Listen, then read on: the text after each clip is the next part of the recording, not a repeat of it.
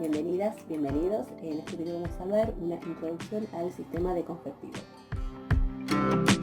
Bien, antes de comenzar me gustaría hacer un repaso respecto del sistema verbal griego, que recordarán ustedes que se divide en tres aspectos, que son el infectivo, el confectivo y el perfectivo, y bueno, tenemos el futuro que lo dejamos aparte, o sea, no corresponde a ningún aspecto, pero bueno, lo incluimos para completar el sistema verbal. Recordarán ustedes que el infectivo, que es el que ya vimos de manera completa, su morfología, tiene un valor durativo, o sea, da cuenta de la duración de las acciones. El sistema confectivo, que es el que vamos a ver ahora, tiene idea puntual o indefinida.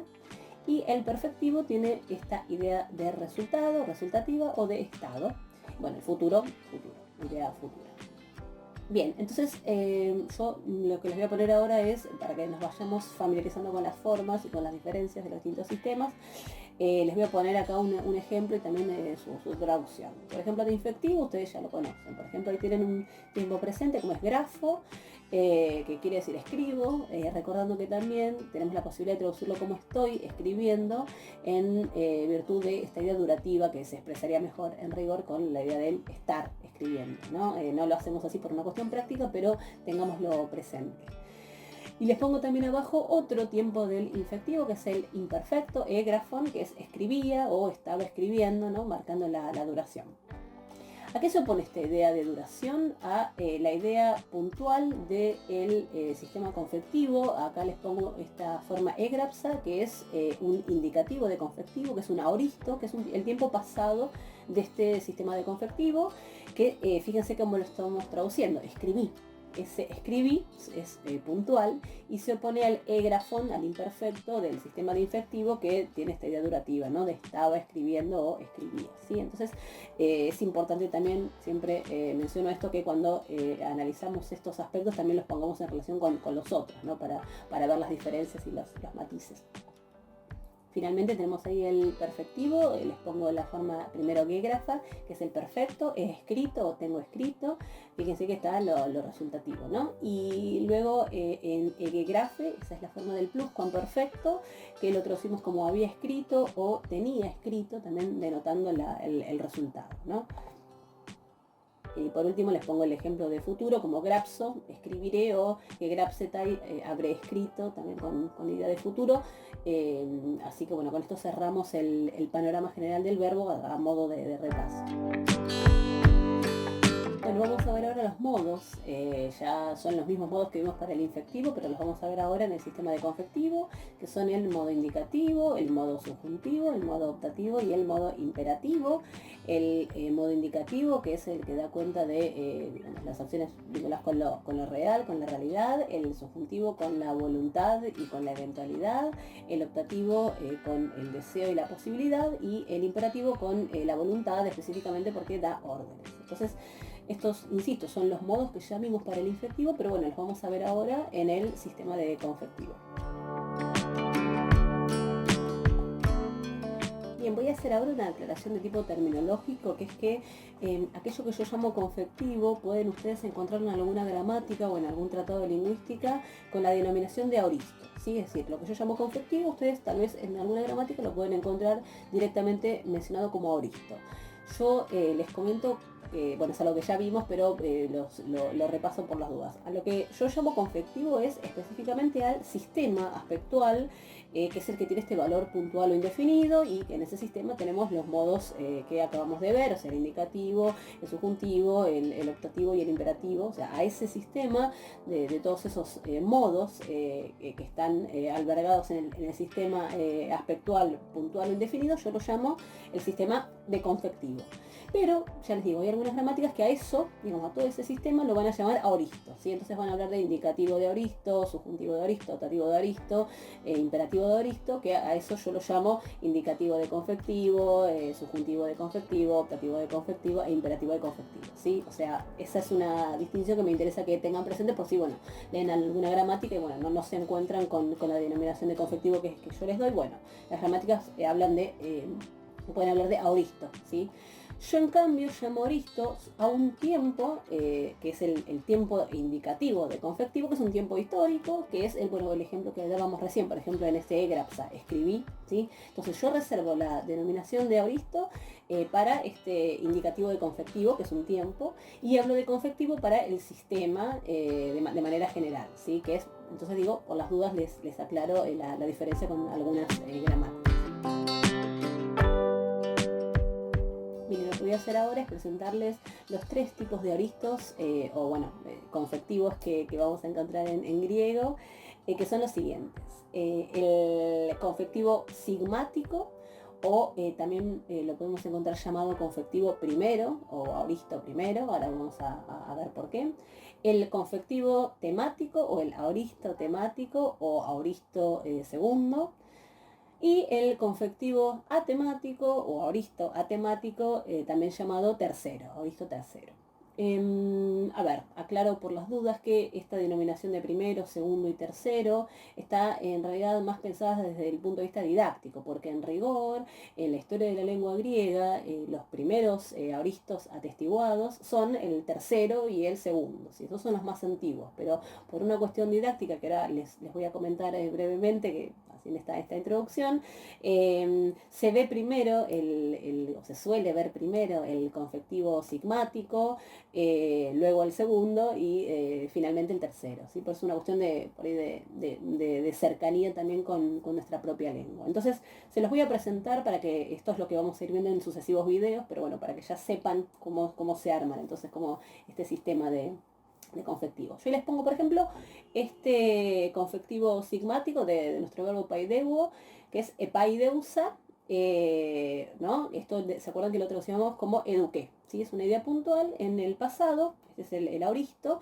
¿Y dónde está? Entonces esa sigma, bueno, la tienen ahí en esa terminación, sa, se las marco ahí en rojo. Entonces, este confectivo sigmático, decimos que es de los, no sé, se suele empezar por ahí cuando uno comienza a estudiar el auristo o el sistema de confectivo, porque es regular, es decir, nosotros para su formación no vamos a tener nada más que a la raíz que ya conocemos, que es, digamos, similar a la raíz del infectivo, paideu. Tiene por un lado el aumento y después este formante sigma con la alfa. Después vamos a ver cómo se forma puntualmente, pero para que observen esta idea de que es bastante regular, ¿sí? Así que bueno, por ese motivo les decía que nosotros vamos a también a comenzar viendo auristo sigmático, que bueno, se llama sigmático por cómo se forma, pero de nuevo, desde el punto de vista didáctico también se lo suele llamar primero porque es el primero que se ve.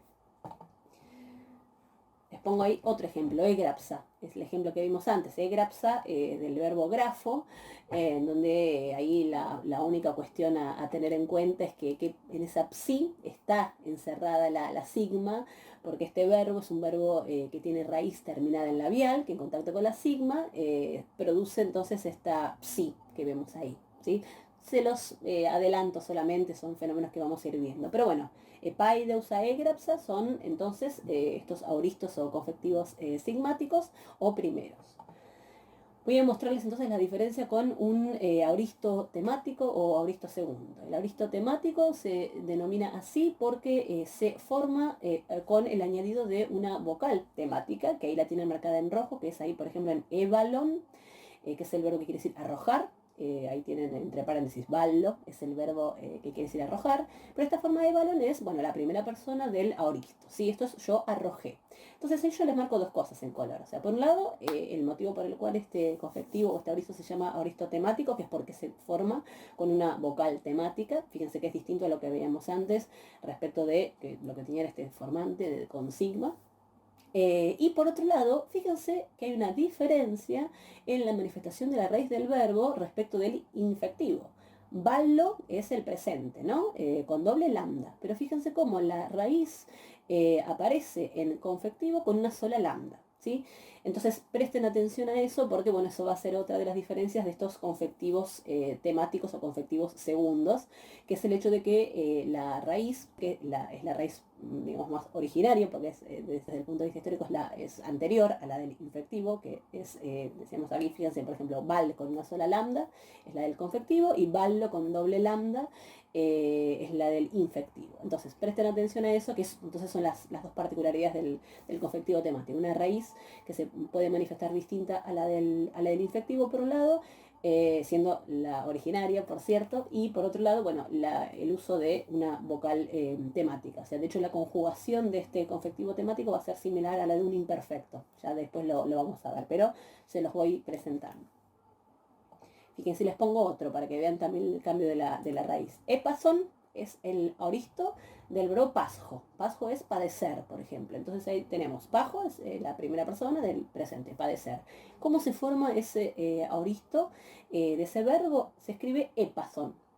¿En dónde? ¿Qué pasó ahí? Bueno, tenemos el aumento, pero fíjense que la raíz es paz, que es distinta a la del infectivo, y bueno, les marco también con la omicron ahí de la vocal temática. Entonces, observan ya la diferencia entre un sigmático y un aoristo temático, ¿sí? Aunque sea de nuevo, a modo de introducción.